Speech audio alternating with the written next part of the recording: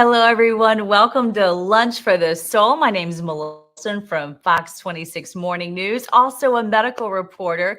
And if you join me week after week, you know that this is often about somebody who's had a medical crisis, but they kept faith in their hearts and souls, and they came out better on the other side of it all. We're going to switch things up this week. You may have already noticed a different set, a different feel, a different look for Lunch for the Soul. I'm so happy to welcome you to this mock set. So it's to come, hopefully, in our future at Fox 26. But right now, I'm going to bring in our special guest to tell you how it all came about in the first place. So without further ado, let's bring in Dr. Caesar Wright. Welcome to Lunch for the Soul. I'm so happy to see you, my friend. Thank you. Thank you for having me. And yeah, I'm really excited about the set. Let's dive right into it. One of the things that you mentioned is that, a lot of your guests have some sort of a medical crisis. And I would say that COVID is a medical crisis that impacted all of us in very different ways. Some of us had lost family members and loved ones. Some of us were very sick. But all of us had to change how we adapted to the sort of post-COVID world in terms of learning, work, telemedicine. We started to do all of these things virtually. And that coincided also with the rise of influencer culture. So every kid now wants to be a YouTuber. Every kid wants to be an influencer. Some parents may not be too excited about seeing their kids on Instagram and TikTok. And what I'm here to say is that the content aside, the digital and technical skills that you develop by learning to do these things translate into so many other areas of life. And so when we talk about medical professionals, I think there was a massive crisis, and we saw it among teachers and also medical professionals. These are people who have to connect with kids, a lot of times have to connect with people across the screen, and have to do a job that's already difficult enough. And now they're being expected to gain these technology skills and learn how to navigate Zoom and Teams and operate cameras and keep their system from crashing. So a lot of the work that I do is to help empower people to just eliminate technology as an obstacle and make it sort of a tool that you can use to do these things more effectively. Well, and I want to make sure that everybody knows, too, your background. So first of all, I met you more than 20 years ago when you were an intern at Fox 26. You went on to get your PhD, and now you are teaching so many students, all these brilliant minds about how to make these things come to life. And you do that as the program director for Microsoft VIP. Let's make sure that our viewers know what that is. And I want people to really pay closely attention to this.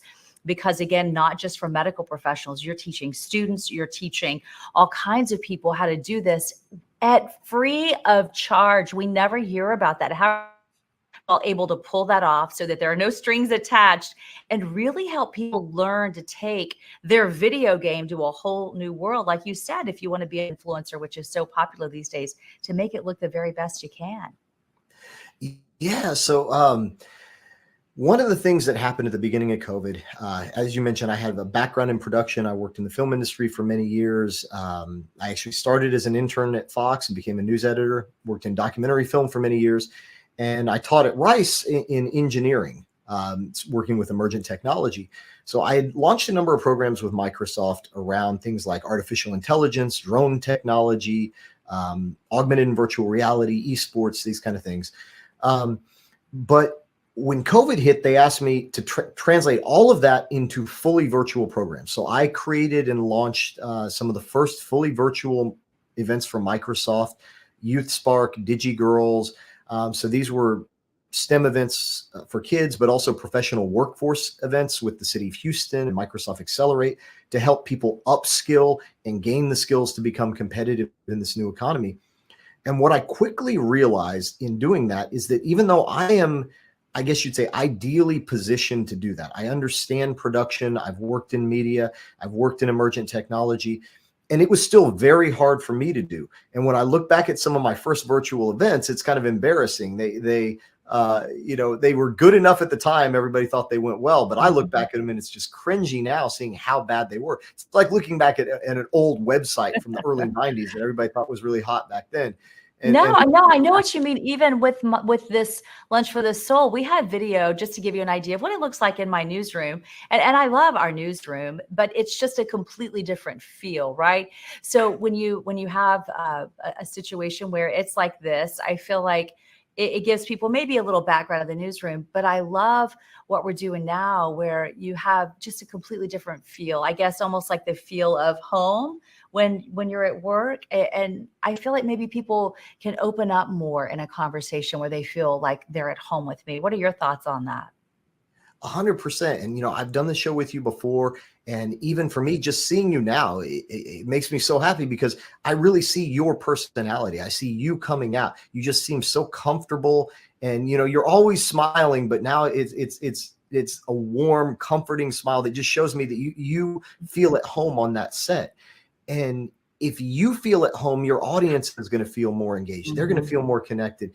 So imagine doing that. But we also do it for teachers to make it easier for them to do their job. We do it for teachers. And what's incredible is your students were very involved in this. I mean, from the get-go, and 5 of them are interns at Fox 26. It's been such an honor getting to know them. Tell me about the process of right now. We're looking at the reclaimed wood, so to speak, behind me. How did that come to life with these amazing students? One of the things that I love to emphasize is that you shouldn't have to break the bank to have good production values. You can accomplish a lot with very little. And that's what I did for many years working in documentary film where we didn't have a lot of, much of a budget. So what you're seeing is footage of our students actually building the entire set that you're sitting on right now from scratch using found materials. In fact, they're using the old fence that my neighbor tore down. And I saw him tearing it down, went and asked the guys if they could give it to me. And they were happy to, because they were going to have to haul it away otherwise. So I carried it away for them. And the students cut the wood, designed the set, built it. You're seeing all the materials there.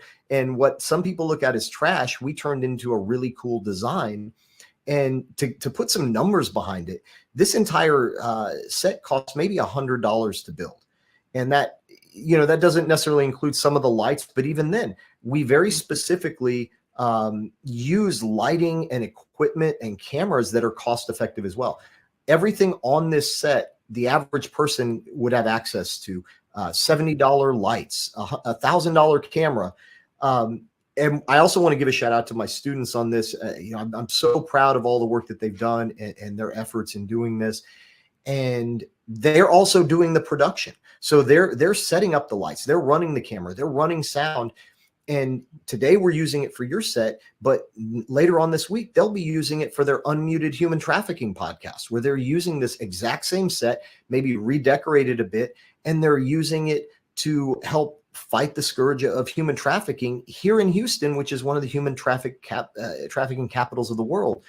So that's one of the exciting things to me is that you can, once you have these skills, you can find your passion and decide how do you want to apply them to make the world better. And then you can use those production skills, but you can also use it to go get a job. You can use it to enhance your resume. So the fact that, and as you mentioned earlier, I do all of this for free. Through Microsoft, they fund this and some of my other corporate partners. And their goal is, Microsoft's mission is to empower every organization to achieve more through technology. And that's what you see students doing when they're using Microsoft Teams and virtual literacy to fight human trafficking. So we'll be offering, and I'll make this information available to you, a series of 100% free events, Microsoft VIP events, to help train your audience. So if anybody out there, if you're looking to just incorporate a layer of high quality production and virtual engagement into your work, please feel free to come and attend those events. Once again, we can't make it any easier for you. It's 100% free. No, and I think it's so important for people to realize that, and that you're readily available to help them. Most professionals, and I would say that the pandemic definitely helped us, don't really know how to pull it off correctly. I mean, I remember so many virtual videos where we laughed until we were sick, hopefully not at the expense of somebody else, but where somebody had a catastrophic, pun intended here, in this situation. I mean, everyone has to remember this virtual court appearance where a lawyer got stuck in his cat mode and couldn't get out of it, and nobody could help him. And this was a very serious situation that ended up going viral, and we got a lot of laughs out of it, but nobody wants that to happen to them in a serious situation. And that's where you come in to really help figure it all out, especially a medical professional who's trying to do telemedicine. Yeah, and I love that video because we can all laugh, and hopefully we're laughing with him, not at him, because we've all experienced that, some version of that ourselves. And even though it's funny, we have to take it seriously, because we have to remember some of these people, maybe not always lawyers, but certainly medical professionals and teachers, are out there doing a job that's already hard enough, and they have limited time, limited resources. They don't have the time to go back to school and learn a whole new skill set. So making it very easily accessible, compartmentalizing small workshops, 2 to 4 hour workshops that they can do on a weekend and learn those skills and avoid getting stuck as a cat in a virtual meeting. Although, you may have seen some of my meetings. Sometimes I'll put on a Viking filter, and as you can tell by my background here, I'm a little bit strange, but it's with intentionality. You see my background here, and it's eclectic. I got my Freddy Krueger behind me and my Metaverse book, my Captain America. Part of the reason that I do that is I lead events from here to show kids that through education, through technology, I'm able to 13, but I have more money to buy Transformers. And so the mastery of those skills opens possibilities for as you are right now, comfortable on your set. It feels like home to you. And this feels like home to me. We have very different homes. But the ability to live authentically and incorporate that into the work that you do and into your world. And we're able to do that through education and technology. And that intersection is always what's exciting to me.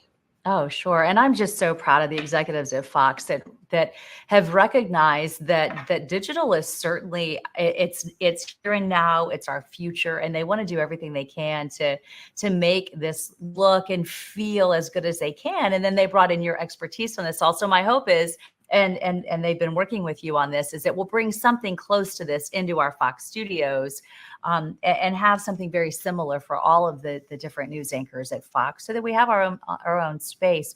Are you hearing this from more and more companies that really more people are turning to this type of venue, so to speak? Yeah, 100%. And it's everywhere. It's from the executive world, from your CEO realizes he can't be the one person on that virtual meeting that doesn't look good when the 20-year-old new hire looks better in the virtual meeting. And at the same time, news organizations are scrambling to adapt, because on the one hand, there is still a tremendous value to traditional broadcast news, which looks a very specific way. You have your news studio, and that has a very recognizable aesthetic. But you're also, and I think Fox has been very innovative in this, and D'Artagnan as a general manager has always brought innovation to Fox. And I think that one of the things that he's done that's very forward looking is to look at how you can integrate social media, influencer culture, content creation, and bring that into the newsroom. And it necessarily has to look different. If we just film you at a news desk doing content for Instagram, it's not going to work, because it's a different, the medium is the message, and the delivery and the style and the look of all of that is going to inform the reception. So when we're trying to reach people who are on Instagram, TikTok, social media, you need to reach them in a way that is familiar, that the content looks like what they would expect to see from their YouTubers and from content creators. And I think that that's our goal with your show and with some of the other shows that we hope to support at Fox, is to really just give you that space to be your authentic self, but also package it in a way that is very familiar to users of digital content. Mm-hmm.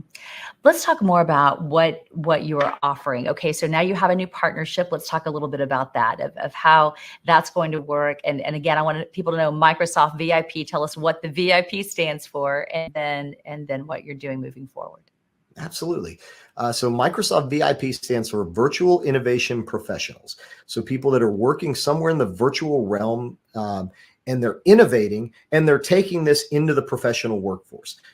So all of the skills we teach are designed so that, yes, you can use them to, talk to grandma on a Zoom call, but you can also use them in industry and in enterprise and in the workforce. So that's the entire goal of Microsoft VIP, is for everything from K-12, preparing the students who say, I want to be a content creator, I want to be a YouTuber.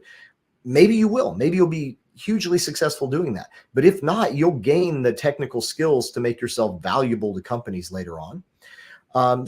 But then the workforce, the people who were maybe laid off during COVID, and they're looking to take that opportunity to upskill and start a new endeavor, relaunch their career in different ways.